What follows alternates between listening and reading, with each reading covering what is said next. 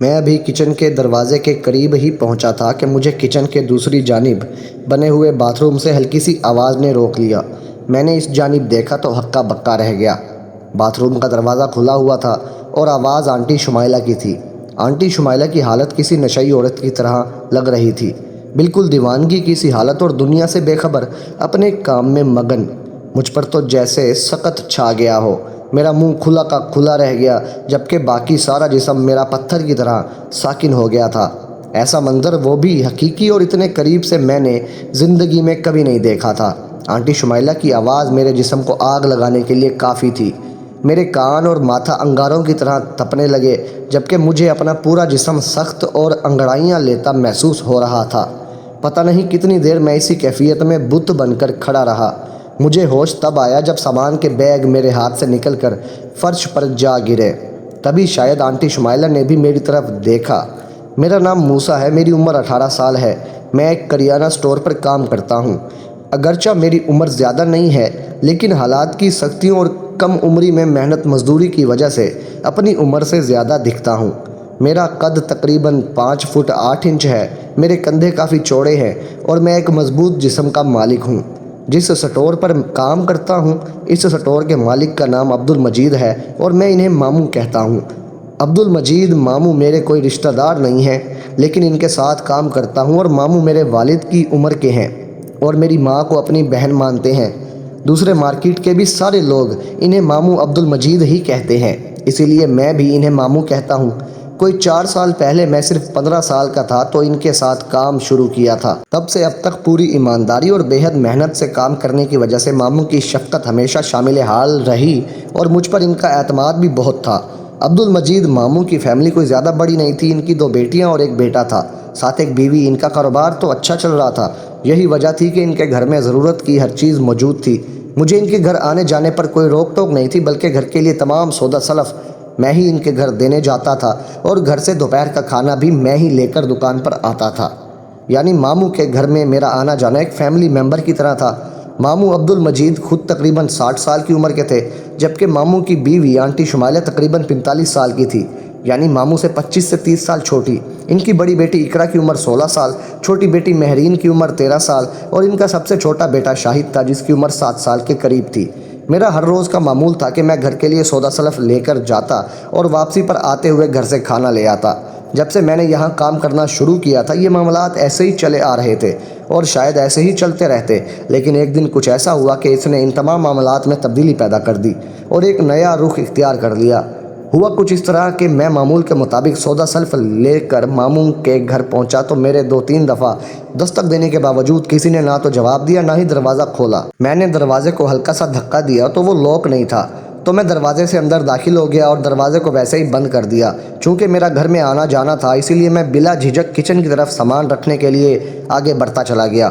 میں ابھی کچن کے دروازے کے قریب ہی پہنچا تھا کہ مجھے کچن کی دوسری جانب بنے باتھ روم سے ہلکی سی آواز نے روک لیا۔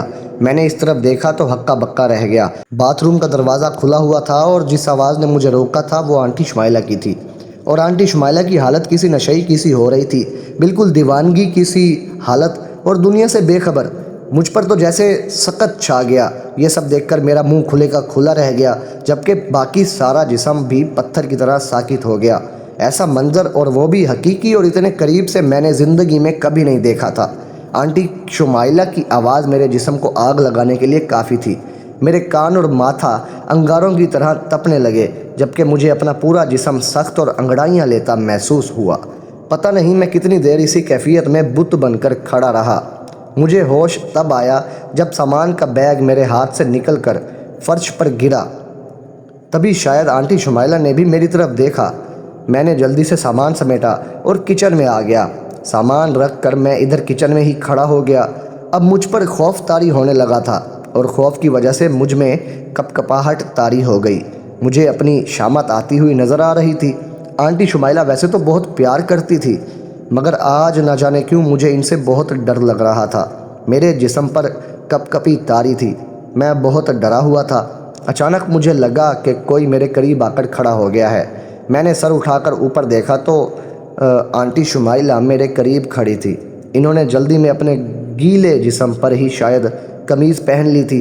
जिस वजह से इनकी कमीज़ गीली होकर इनके जिस्म से ही चिपक कर रह गई थी। जब मैंने आंटी शुमाइला को अपने करीब देखा तो मेरी आंखों से आंसू बहने लगे और मैं रोते हुए इनसे माफ़ी मांगने लगा, क्योंकि जो कुछ भी हुआ वो अनजाने में हुआ था। इसमें मेरी गलती या ख्वाहिश नहीं थी। आंटी फरजाना ने एक ठंडा सांस भरा और मेरे कपकपाते जिस्म का भरपूर जायज़ा लेते हुए कहा, अच्छा गलती से हुआ। मैं तकरीबन गिड़गिड़ाते हुए इनसे माफ़ी मांगने लगा और इन्हें यकीन दिलाने की कोशिश करने लगा कि इसमें मेरी बिल्कुल भी मर्ज़ी शामिल नहीं थी। लेकिन आंटी शुमाइला कुछ और शायद मनसूबा बंदी कर चुकी थी। मुझे लगा कि शायद वो मेरी ऐसी हालत से लुत्फ़ अंदोज़ हो रही थी। अच्छा, तेरी मर्ज़ी नहीं थी ना, तो फिर मैंने क्या जवाब देना था? मुझे खुद मालूम नहीं था कि इसकी ऐसी हालत क्यों कर हो गई है। मैं तो बस हाथ जोड़े और आंटी शुमाइला के कदमों में गिर सा गया था और माफ़ी की इल्तिजाएं करता रहा। आंटी शुमाइला ने मुझे कंधों से पकड़ा और ऊपर उठाते हुए कहा, तुम्हें माफ़ी मिल सकती है, लेकिन एक शर्त पर। मैंने आंसुओं से भरी आंखों से आंटी शुमाइला की तरफ देखा और मुंह से कुछ नहीं बोला, जैसे मैं जानना चाह रहा हूँ कि माफ़ी के लिए शर्त क्या है। आंटी शुमाइला के चेहरे पर शैतानी मुस्कुराहट थी और ये बोली कि ये शर्त है कि तुमने ये जो चीज़ छुपाई हुई है बिल्कुल बाहर निकाल कर मुझे दिखाओ। तो मैं एक झटके से पीछे हटा, फिर से इल्तिजा करते हुए बोला, नहीं नहीं, मैं ऐसा नहीं कर सकता। मैं फिर से हाथ जोड़कर खड़ा हो गया। माफ़ी मांगते हुए मैंने कहा, आंटी मुझ पर रहम करें और अनजाने में जो गलती हुई मेहरबानी फरमाकर माफ़ कर दें। आइंदा ऐसी गलती कभी नहीं करूँगा। आंटी शुमाइला मेरी जानिब सरकते हुए मेरा हाथ पकड़कर बोली, अगर माफ़ी चाहते हो तो मैं जो कहती हूँ वैसा करो, अगर नहीं करोगे तो तुम्हें माफ़ी नहीं मिलेगी। मेरे जिस्म से तो ये सुनकर रूह ही निकल गई थी। मैं बस रोए जा रहा था और डर की वजह से मेरा पूरा जिस्म लरज़ रहा था। फिर बोली, असल में मैं देखना चाहती हूँ कि तुम्हारे पास ये जो चीज़ है ये कैसी है और मेरे पास ऐसी चीज़ क्यों नहीं है। देखो, मैं झूठ नहीं कहती, मेरे पास ऐसी चीज़ नहीं है, मुझे बस दिखा दो तो मैं तुम्हें माफ़ कर दूँगी। मैं इतना बच्चा तो नहीं था जो मैं आंटी शुमाइला की इस बात का यकीन कर लेता कि इन्हें इल्म नहीं। मैं जान चुका था कि आंटी शुमाइला मेरे साथ कोई खेल खेलना चाह रही है। मैं इल्तिजाएं करता रहा और वो अपनी बात पर इसरार करती रही। अचानक आंटी शुमाइला ने कहा, मैं जो कहती हूँ वो तुम नहीं मानोगे तो चलो ठीक है, ना मानो, लेकिन जान लो कि मैं भी तुम्हें माफ़ नहीं करूँगी। ये सुनकर मैं जैसे फिर से बुत बन गया। मेरे जिस्म की तमाम हरकत जैसे रुक सी गई थी। मैं अब इनकार और इकरार की हदूद से आगे निकल आया। आंटी शुमाइला ने भी जैसे अपने तजुर्बे की बिना पर अंदाज़ा कर लिया था कि मेरी मुदाफ़ियत का बंद टूट चुका है। इसलिए आंटी ने खुद ही प्रोग्राम को इसरार और इनकार से बाहर निकाल कर अमल करने का सोचा और मुझे गले लगा लिया। मेरा जिस्म जैसे सुन्न हो गया था। आंटी की बातें मेरे कानों में गूंज रही थीं, मगर मेरे दिल में खौफ, शर्मिंदगी और उलझन का तूफ़ान बरपा था। मैं समझ चुका था कि अब मामला सिर्फ एक गलती का नहीं रहा, बल्कि एक ऐसी आजमाइश बन चुका है जिसमें मेरा किरदार और मेरी इंसानियत दोनों दांव पर है। मेरे जहन में एक ही ख्याल बार बार आ रहा था, मैं यहाँ क्यों आया था? सिर्फ अपना काम करने। और अब ये सब मैंने कांपती हुई आवाज़ में कहा, आंटी ये ठीक नहीं है, प्लीज़ मुझे जाने दें। आंटी फरजाना के चेहरे पर मुस्कुराहट थी, मगर वो मुस्कुराहट अब मुझे डरा रही थी। अच्छा, अचानक मैंने हिम्मत की। मैं एक कदम पीछे हटा और मजबूत आवाज़ में बोला, मैं ये सब नहीं कर सकता, चाहे आप कुछ भी कहें, मैं गलत काम नहीं करूँगा। ये अल्फाज कहते हुए मेरा दिल ज़ोर ज़ोर से धड़क रहा था, मगर मेरे अंदर एक अजीब सी ताकत भी आ गई थी। कमरे में कुछ लम्हों के लिए मुकम्मल खामोशी छा गई। आंटी शुमाइला ने मेरी तरफ गौर से देखा, जैसे वो अंदाज़ा लगा रही हो कि मैं वाकई संजीदा हूँ या नहीं। फिर आंटी शुमाइला हल्का सा हंसी, तुम बड़े बहादुर बन रहे हो, देखते हैं कब तक। अगर तुमने आज मेरी बात ना मानी तो मैं तुम्हें काम से भी निकलवा दूंगी और तुम्हारे ऊपर तोहमत भी लगाऊंगी कि तुमने मेरी इज्जत पर हाथ डाला है। और ये बात तुम अच्छी तरह जानते हो कि बात तो मेरी ही मानी जाएगी। मैंने मज़ीद कुछ नहीं कहा। मैं तेज़ी से किचन से निकला और गेट खोला, सीधा बाहर निकल गया। मेरे कदम तेज़ थे, सांसें भारी थी, मगर दिल में एक सुकून भी था कि मैंने खुद को बचा लिया। इस रात मैं सो ना सका। मैं बार बार यही सूरत सोचता रहा, अगर मैं वहाँ रुक जाता तो क्या होता। मुझे एहसास हुआ कि ज़िंदगी में कुछ लम्हे ऐसे होते हैं जहाँ एक गलत कदम सब कुछ बदल सकता है। अगले दिन मैं दुकान पर आया तो मामू अब्दुल मजीद मामूल के मुताबिक बैठे थे। मैंने देखकर उलझन में पड़ गया कि सब कुछ बताऊं या खामोश रहूं। काफ़ी देर सोचने के बाद मैंने फ़ैसला किया कि सच छुपाना भी गलत है। میں نے ہمت کر کے ماموں عبد المجید سے کہا، ماموں مجھے آپ سے ایک ضروری بات کرنی ہے، اور پھر میں نے پوری بات سچ بتا دی بغیر کسی اضافے یا کمی کے۔ ماموں عبد المجید کچھ دیر تو خاموش رہے، ان کے چہرے پر حیرت، غصہ اور دکھ سب کچھ ایک ساتھ نظر آ رہے تھے۔